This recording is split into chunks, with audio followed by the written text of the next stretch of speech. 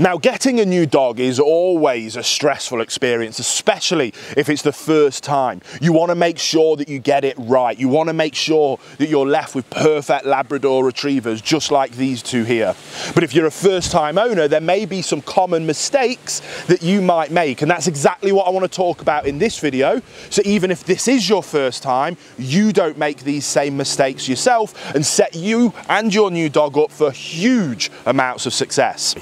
So let's look at the first mistake that many first-time owners make. And obviously, these owners aren't making these mistakes on purpose. They're certainly not intentional. But if you're not aware of these mistakes, if you are a first-time owner, then it would be easy to fall into these traps yourself. And I want to use this video to really highlight these mistakes so that you don't make them too. And the first mistake I want to talk about, as my mate Sully here has just demonstrated, good boy, is the importance of training your dog to have a good loose lead heel walk. You're going to have heard me time and time again on this channel, on all of my other channels, talk about the importance of a loose lead pack migration with your dog every single day.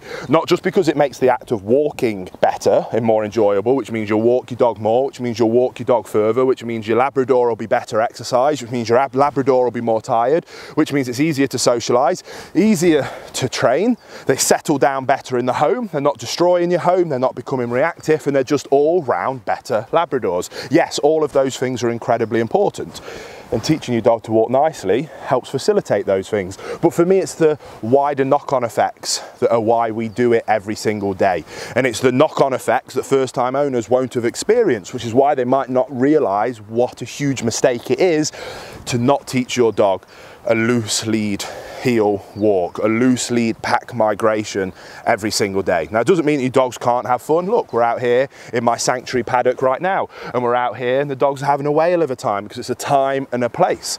But when we're out walking, you're engaged with me, you're looking up to me for guidance and direction, which furthers our relationship that I am your calm, consistent, loving leader. And one of the best ways to do that is by a daily pack migration on a loose lead.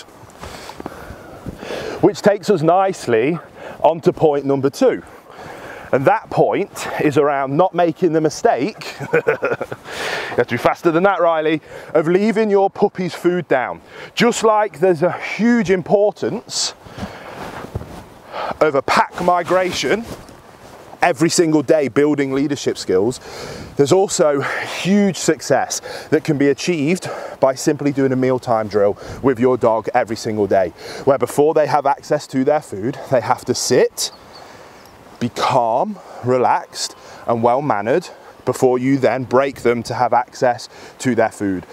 Teaches them incredible impulse control, teaches them that they must look up to you for guidance and direction, teaches them that everything good in their life comes through you, and for them to gain access to anything good in their life, they simply have to sit, be calm, well-mannered, and look up to you for guidance and direction.